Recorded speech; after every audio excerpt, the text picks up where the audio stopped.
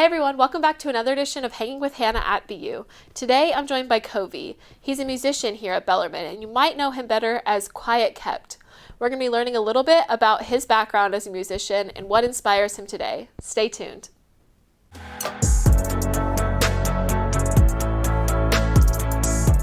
So just to get started, can you tell me a little bit about how you got into music, like your background before coming to Bellarmine?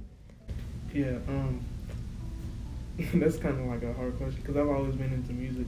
Yeah. Even like my mom said, like her earliest like memory of me being into music was like dancing in front of the TV, like for a music video or something. And like since then, I guess it's just like came second nature.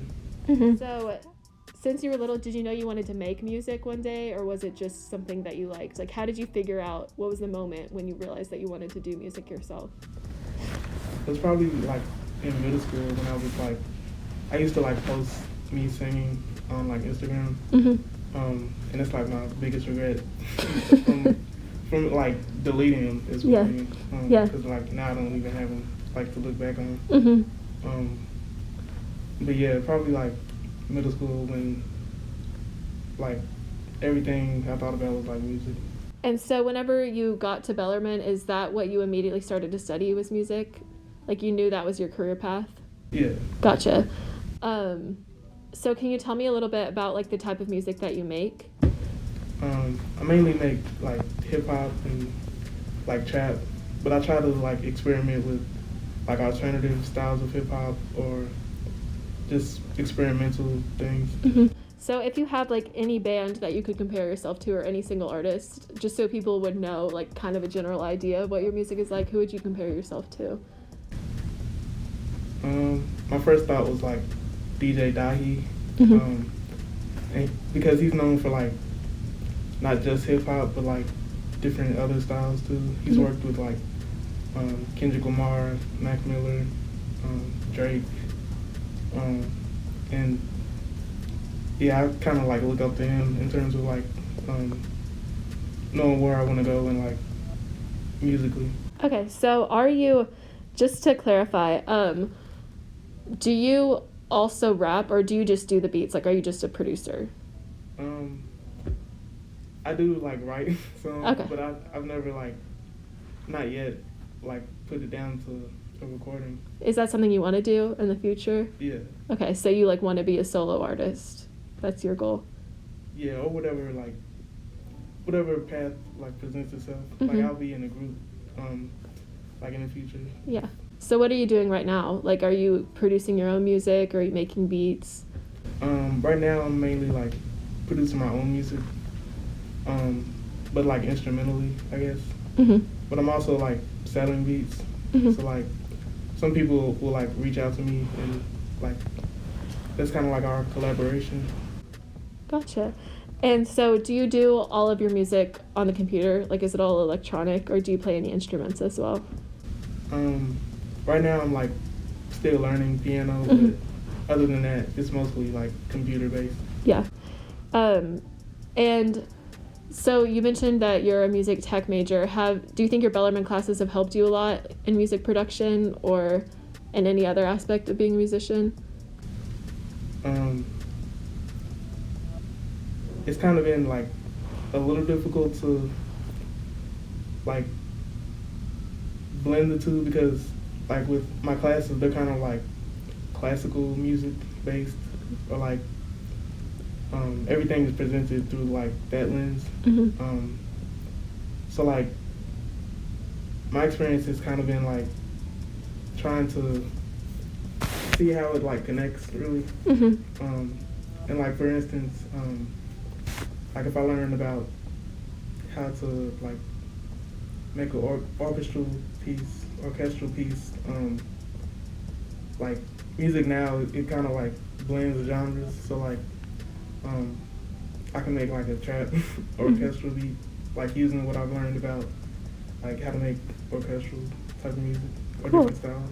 Whenever you're like about to sit down and make a song, where do you get inspiration from? Does it kind of just strike you anywhere and you have to like go immediately do it, or what's your creative process basically is what I'm asking?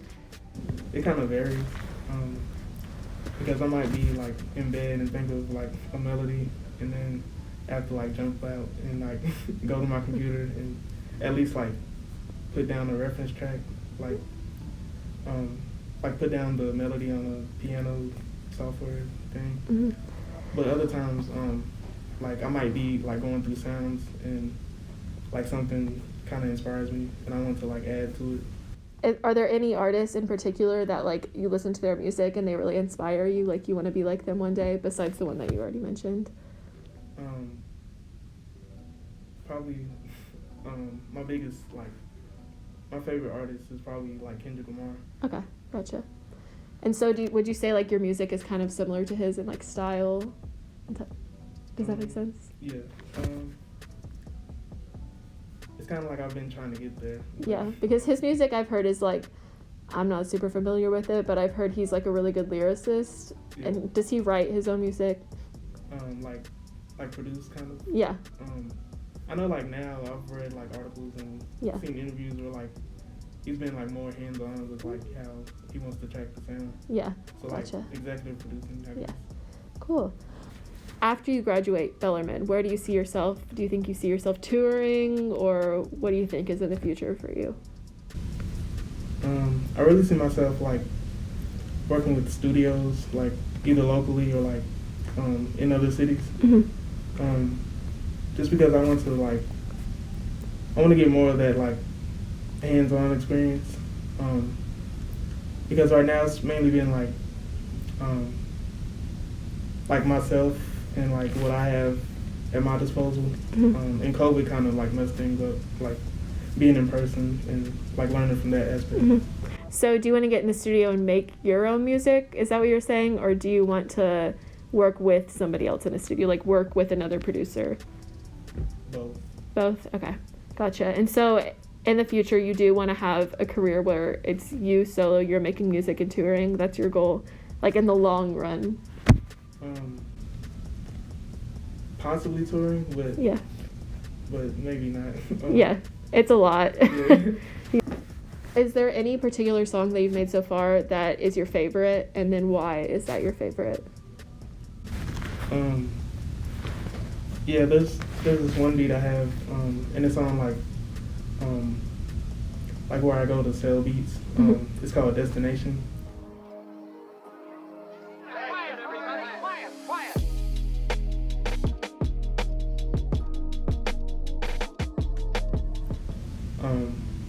And like, I just remember when I made it, like all the pieces kind of like fell together, because like I tried to like experiment with like sound effects mm-hmm. that I wouldn't like normally use. Like at the beginning, there's like children playing on the playground, and then like the music like comes in, and then like the beat drops and everything. Mm-hmm.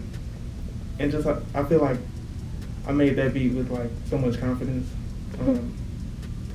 and it's doing great like on like YouTube and like cool other platforms.